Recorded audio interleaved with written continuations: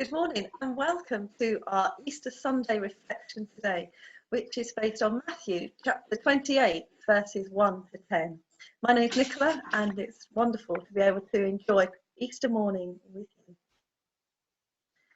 I've always lived near a school and now is no exception. The general hubbub that the school brings is so much a part of life that it is a background noise, and noticeable only when it is not there, namely in the school holidays. So these past few weeks have felt quite strange. Despite the staff and pupils not being in, the school bell has continued to ring throughout the day, signalling the beginning and ending of lessons that are not currently taking place. But ringing in an empty building with nothing or no one to absorb the sound means that the bell is much louder and the silence from the school even more deafening. But far from being an eerie reminder as to what, or rather who, is not there, the familiar ring of the lesson bell brings me comfort in the shape of hope for the future and the promise of good times ahead. Its ringing causes me to realise that the time will come when the everyday noise will return to normal, and life, while it may never return to what we remember, will begin again, and that a new life will start, a new normal. This, which we pray will be temporary, will pass. So it was on hearing the noise of the empty buildings that caused me to think of the noise of that first Easter morning, particularly the stone that was rolled away to reveal not just an empty tomb, but the life that was revealed in that emptiness. What the two women, Mary Magdalene and her companion witness, must have been awesome and terrifying. The first light of the day was breaking. An earthquake shakes the very ground on which they are walking. They see an angel coming down from heaven and before their eyes roll away the stone covering the entrance to the tomb. The soldiers standing there guarding the tomb witness the events for themselves.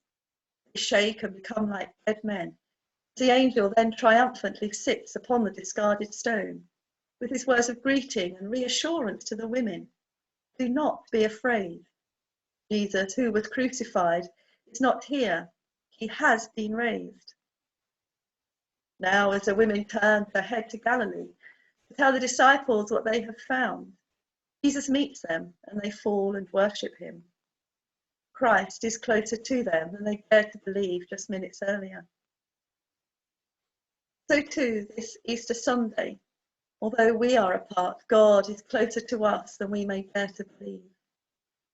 The miracles of God revealed to us over the past few weeks, ways that have brought us as a worshipping community closer together, have opened our eyes to God at work in our immediate world.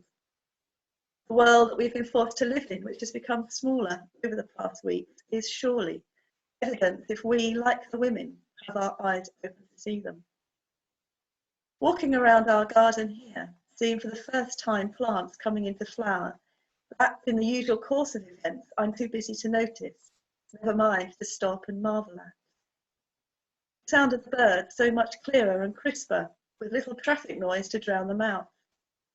The pink moon of earlier this week, which although I didn't see it, I did receive an excited phone call from someone who was standing outside, waiting for it to rise.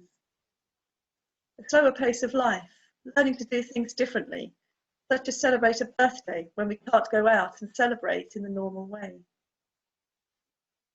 Just like the women of the Gospel account today, we don't know what life will be like or look like when we are together once again. It may sound and look familiar, possibly feel very different. Being together with the resurrected Jesus was different to how it was before his crucifixion, but for those women it was life with Jesus. So may we in our homes and in our hearts evermore echo and re-echo the joyous refrain, Hallelujah, Christ is risen, so that those around us may hear the sound of our praise and our fearlessness in all that we do and say this Easter tide, because life with Christ is a constancy that we all rejoice in. Amen.